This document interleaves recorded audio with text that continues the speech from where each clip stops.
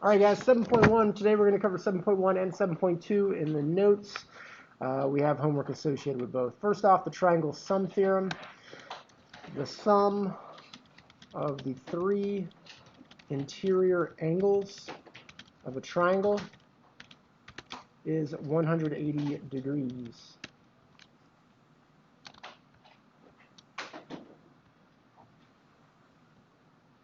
There you go. You guys have learned that before. That's not new. You add up the three angles of a triangle, and the sum is 180 degrees. This proof we're about to do is kind of fun. Yes, Mary Catherine. Okay, you may need to restart your computer. So let's prove the triangle sum theorem. Here we go. We have triangle ABC. We're trying to prove that the measure of angle A plus the measure of angle B plus the measure of angle C is equal to 180 degrees. That seems like it's going to be impossible because we have no angle measures at all. How in the world can we prove that these three angles have a sum of 180 degrees? Well, our first statement is going to be triangle ABC. Okay, that's given.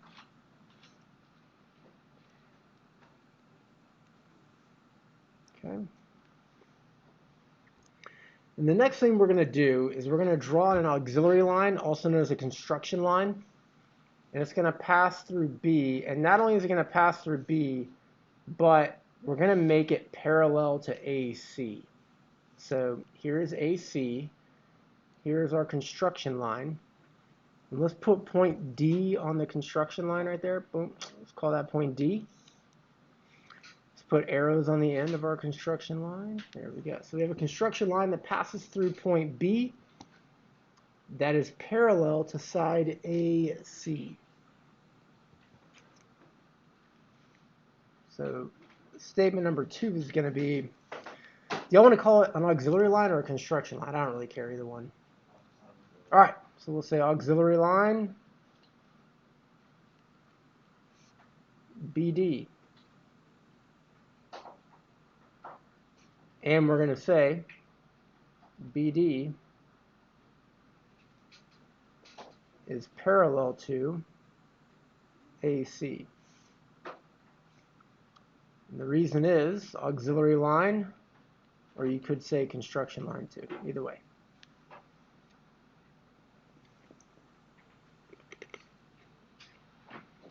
Now that we're here, does anybody see the path that this proof is going to take? Well, let's call this angle 1, angle 2, and angle 3. What do 1, 2, and 3 have in common? Yeah, their sum is 180. Why do they have a sum of 180? They form a straight angle. So, number 3, angle 1 plus angle 2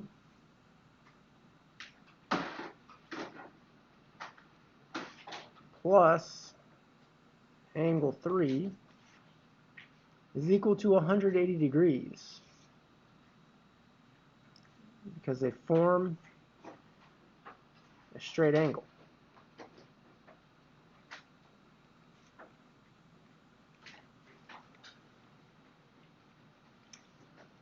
Does anybody see where we're going now?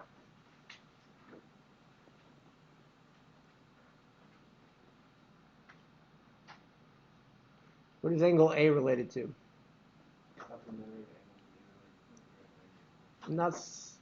It's not supplementary to 2.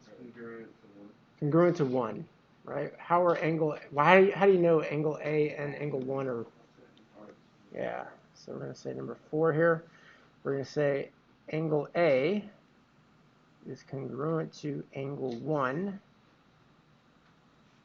because they're alternate interior angles. Alternate interior angles. By the way, this doesn't come up in this proof, but A is supplementary to the sum of 2 and 3. A is supplementary to the sum of 2 and 3, not just 2. All right, how about angle C? Yeah, angle C is congruent to angle 3, what is that reason going to be? Yeah, they're alternate interior angles.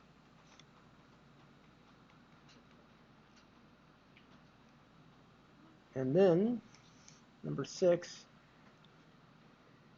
the measure of angle A plus the measure of angle B, which is angle 2, right? Plus the measure of angle C is equal to 180 degrees. How do we know that? Substitution. Very good.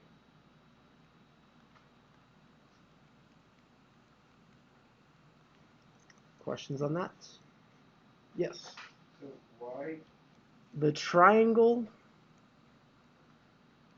exterior angle theorem. So we've worked with this before. This is not new. A triangle's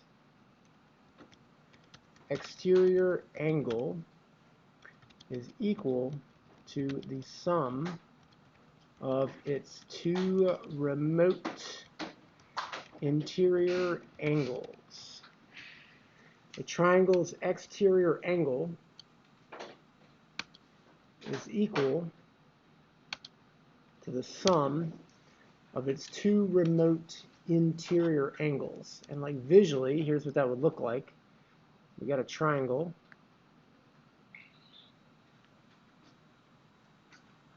Okay. So to create an exterior angle, I'm just going to extend one side out, right? So I'll extend that side out.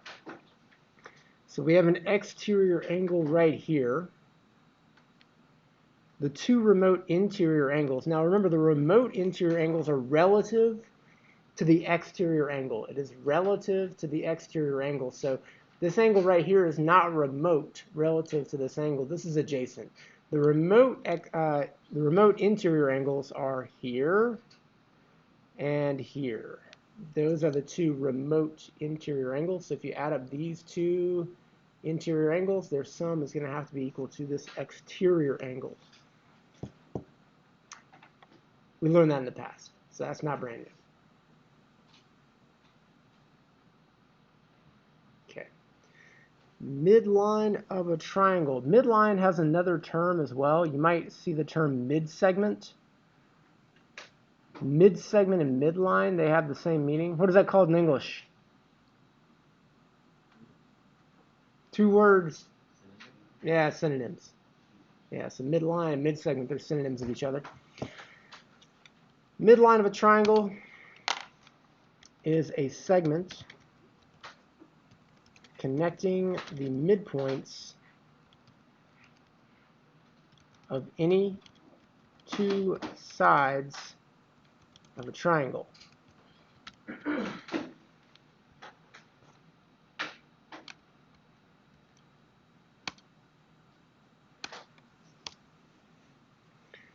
Here we see a visual of a midline, aka a midsegment. DE is a midsegment of triangle HJK.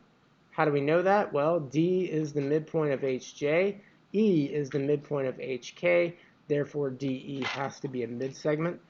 So we're going to say DE, I'm sorry, DE, not DH, excuse me. DE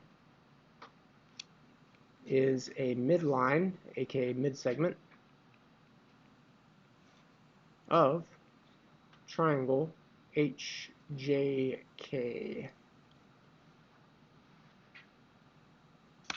Now there's a theorem associated with the midline. Midline theorem states a segment connecting the midpoints of two sides of a triangle, which is called a midline or midsegment,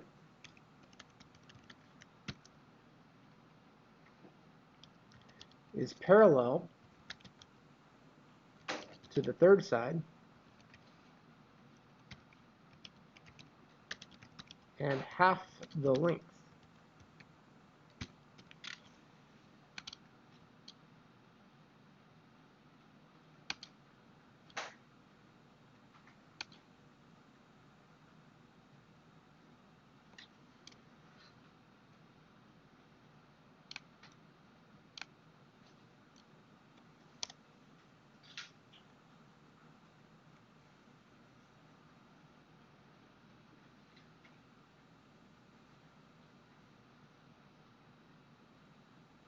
So from this, we're able to conclude, because D is the midpoint of HJ, because E is the midpoint of HK, we know for sure that DE is a midline then, and so we know that DE must be parallel to JK.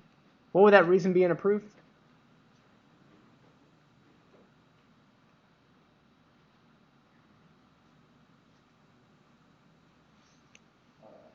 The midline theorem. We know that DE is parallel to JK because of the midline theorem, and we know that DE is equal to half of JK. What would this reason be in a proof? Midline theorem. Good. Don't overthink it. Very good. So these are the conclusions that we draw from the midline theorem. Questions on that? Okay. Question, how many midlines exist in every triangle? 3. No more, no less. 2. If DE is equal to 3x minus 10, and JK is equal to 4x plus 24, solve for x. Try this one on your own. I think you can do it. I'm going to pause the video, so if you're at home, please pause the video too. I'd be very careful on example 2. There's a small little thing that you might have done, you might not have done. First off, DE is definitely a midline, right? D is the midpoint of HJ, E is the midpoint of HK, so DE is a midline, also known as a mid-segment. So we know DE is equal to half of JK. So the length of JK divided by 2 is going to give you DE. You might have multiplied DE by 2. That's fine. If you did that, just make sure you distribute the 2 into both the 3x and the negative 10. So you should have used the distributive property if you multiplied DE by 2. But I divided JK by 2. Be careful over here. If we're dividing by 2, we can't just divide one of these terms by 2 because we're adding or subtracting in the numerator and we're dividing by 2. Both of these terms have to divide by 2. That's an algebraic concept that you've learned since 7th grade. I know because I taught some of y'all in 7th grade and we learned it then. But we're dividing by 2. You got to divide both these terms by 2. So we end up with 3x minus 10 is equal to 4x divided by 2 is 2x. 24 divided by 2 is 12, and then we end up with x equals 22. X equals 22. Questions there? Okay. Ooh, this is a good one. Given the diagram shown, find x, y, and z. Give this one a shot. I think you can do it. It's a little bit of a puzzle. Good luck. Anybody one more time? One more time? Okay, keep going. Okay, so let's find x first. 100 degrees, 60 degrees. The third angle in that triangle is x. 100 plus 60 is 160. X has to be 20 degrees, right? The sum has to be 180. Let's now find y. 80 plus 55, what's that? 135. So what does y have to be? What did you say? 45 degrees. All right, so if x is 20 degrees, y is 45 degrees. 20 plus 45 is 65. What does z have to be? 115, right? 115 plus 45, that's going to give us 160. 160 plus 20 is 180. So there you go. Triangle sum theorem, the 3 angles of a triangle have to add up to 180. Questions on that? Okay, now, this one's interesting. We're going to work this one all together. We're asked to solve for BEC. So as you find BEC is this angle right here. If you notice with BEC, all 3 of the angles are unknown. We don't know BEC, we don't know X, we don't know Y. So check this out. Take a look at the big triangle first. Triangle BAC. That's going to be this angle. What's that angle measure right there? It's x plus x, which is 2x, right? And then what about this angle measure right here? 2y. So 2x plus 2y plus this third angle up here, which is 80 degrees. What does that equal to? 180. Now you might be wondering, like, how does that help us find BEC? And I'll show you. Let's come up with an equation using BEC. Well, the measure of angle BEC plus, so in this triangle down here on the bottom, we got X plus, we got Y. And what does that equal to? 180 degrees. So in this particular problem, we're not actually going to find X. We're not actually going to find Y. We're going to have those, they're going to be unknown the entire time. But we can find the sum of X and Y. Let me show you what I'm talking about. So look back up here. We're going to subtract 80 from both sides.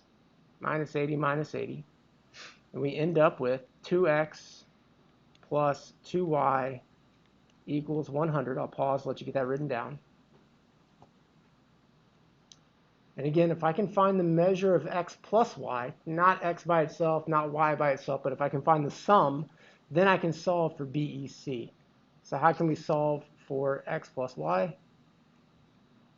We divide by 2 on both sides. Okay? So if we divide by 2 on both sides, remember what I said. If you're adding or subtracting in the numerator, and you're dividing by, in this case, 2, both the terms in the numerator have to divide by 2. Not just one, but both.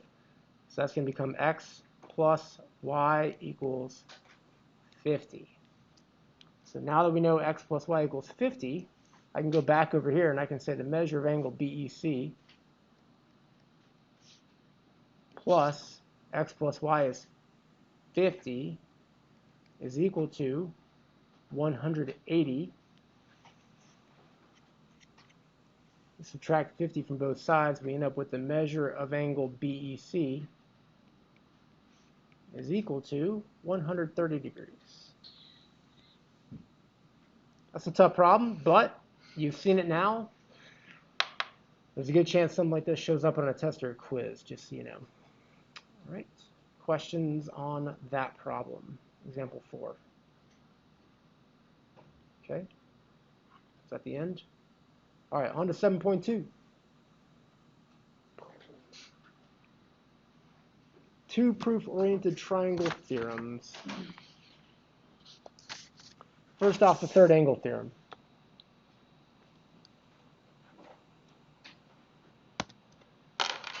So imagine we have two triangles, right?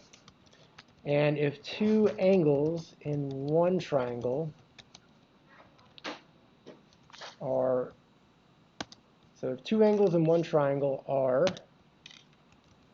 congruent to two angles in another triangle,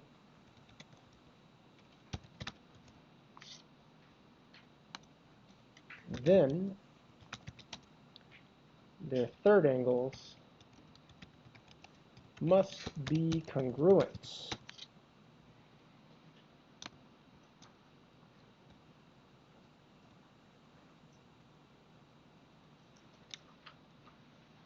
So if two angles in one triangle are congruent to two angles in another triangle, then their third angles must be congruent. That's the third angle theorem.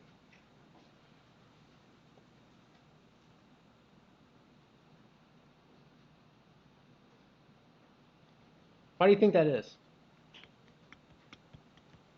Because the sum's always going to be. Yeah, the sum's always 180, right? So if you had like 100 degrees and 60 degrees, that third angle would have to be 20 degrees. So let's take a look at example 1 now. Given angle A, let's mark this up. Angle A is congruent to angle D. Angle B is congruent to angle E. What would have to be true about angle C and angle F? They would have to be congruent. Angle C would have to be congruent to angle F. What would that reason be if this were a proof? Third angle theorem. All right? If this were a proof, the reason be the third angle theorem. Questions on that? All right. All right, how about you guys try this one on your own? A little mini proof here. Given angle A is congruent to angle D, prove that angle E is congruent to angle C. Good luck. Okay. So given that angle A, which is right here, is congruent to angle D, which is right there, so angle A is congruent to angle D, that is given. My second statement, I said angle ABE, which is right here, is congruent to angle DBC, which is right there. Those are vertical angles. You might have said vertical angles are congruent, vertical angle theorem, something like that. You cannot just call these angle B congruent to angle B. So if you said angle B is congruent to angle B, please get out of that habit. There's more than one angle occurring at vertex B, so you have to name it using 3 letters there, not just one. We're able to conclude then that angle E is congruent to angle C. That is a third angle theorem. Questions from you guys? Okay. So there's 4 ways of proving triangles are congruent. Give me one. Yes. Hypotenuse leg. What's another one? Side, side, side. Side angle, side. Angle, side angle. Okay.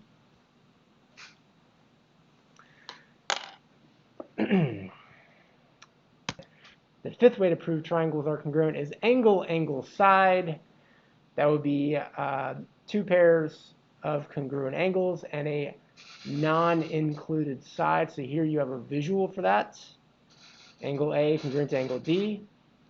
Angle B congruent to angle E.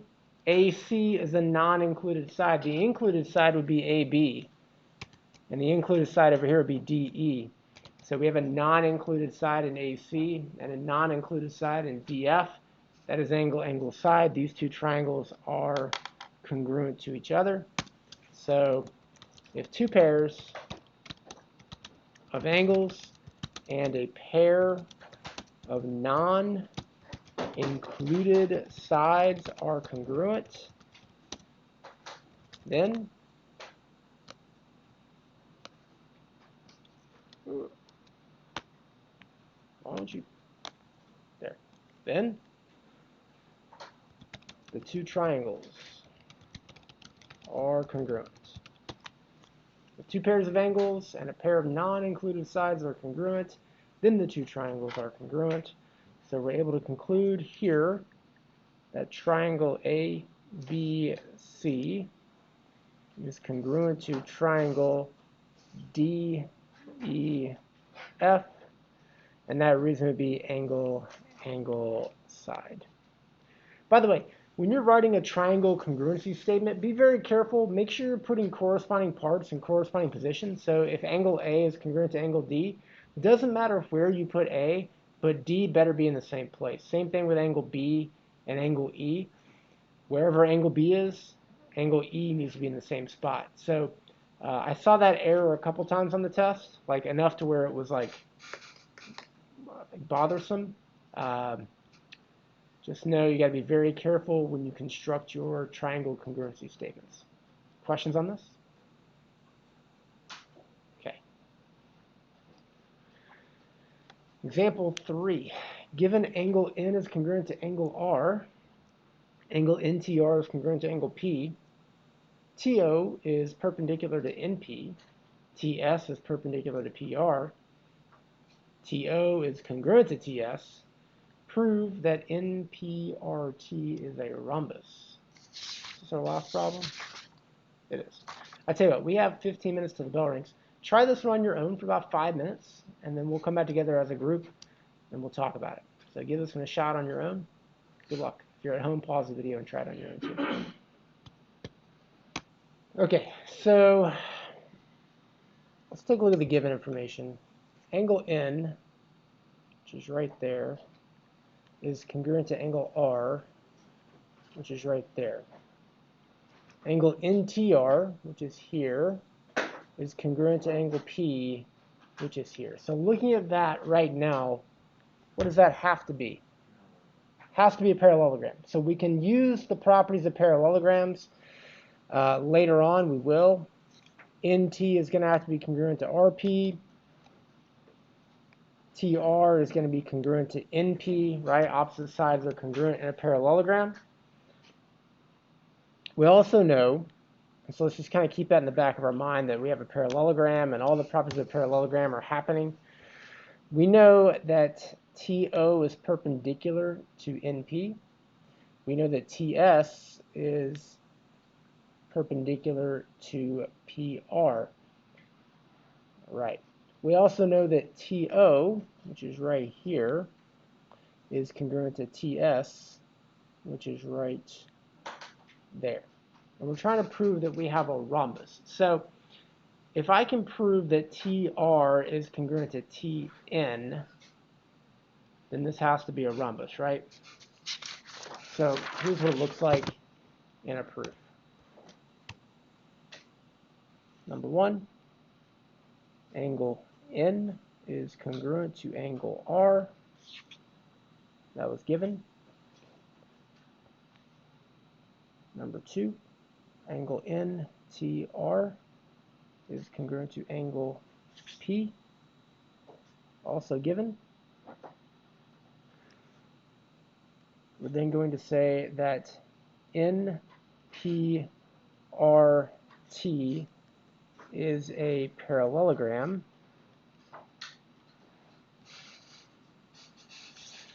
And that reason is both pairs of opposite vertex angles are congruent. Both pairs of opposite vertex angles are congruent. I'll pause there for a second. I see some people writing, so I'll just wait.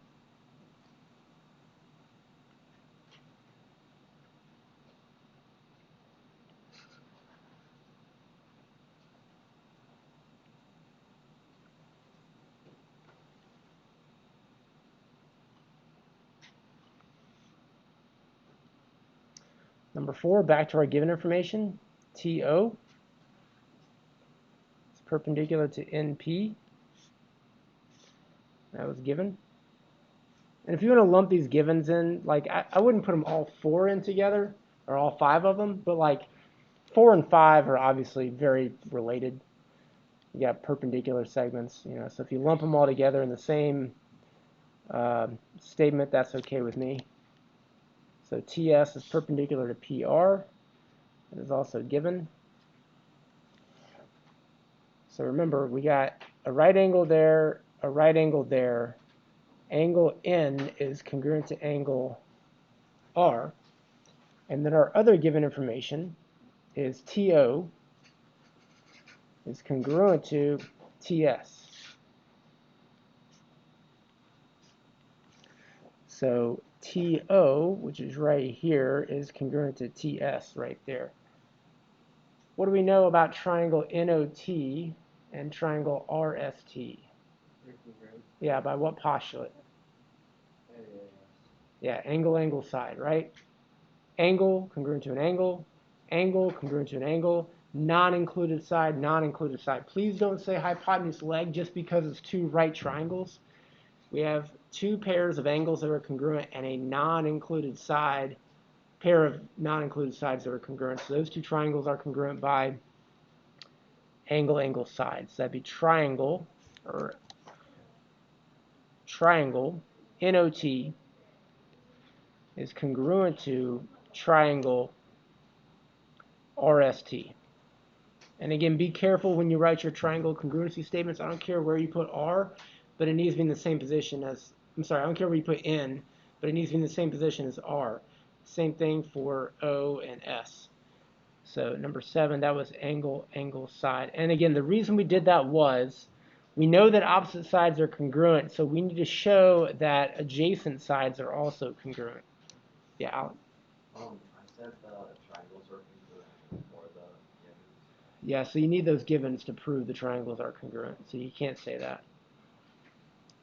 So 8 is going to be what? Who knows?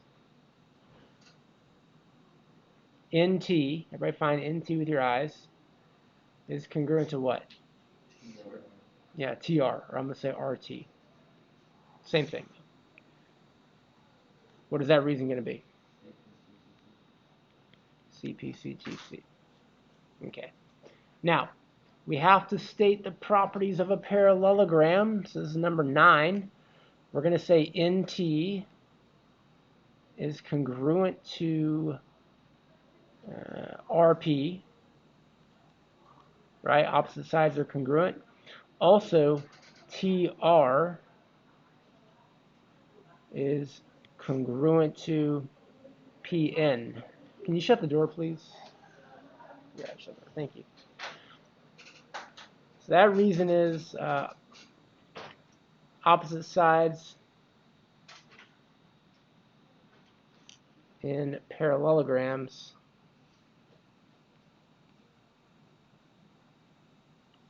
are congruent.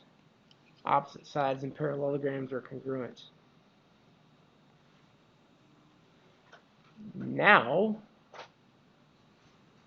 I can say NT is congruent to KT, not KT, excuse me, RT, which is also congruent to NP, which is also congruent to RP. In other words, all 4 sides are congruent. Who knows what that reason is going to be? Substitution.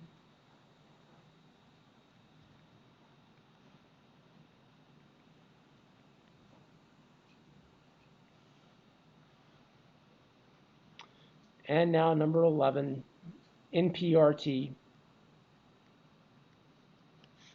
is a rhombus because, what do you think?